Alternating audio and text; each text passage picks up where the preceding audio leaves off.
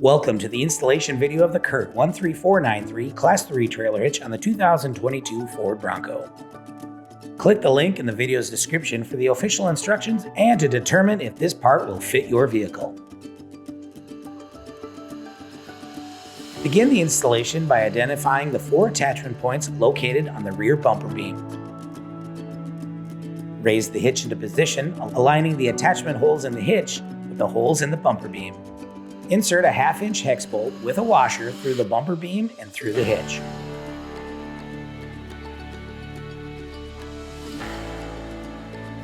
Fasten this hardware with a serrated hex flange nut. Install the remaining hardware for all the attachment points. Once all hardware is installed, torque the hardware to the exact value identified in your supplied instruction sheet.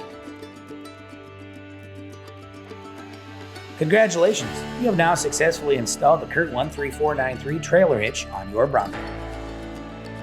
Install the CURT custom vehicle trailer wiring harness next to complete your towing setup. Thank you for watching this video. Please tow safely and get ready to bring it.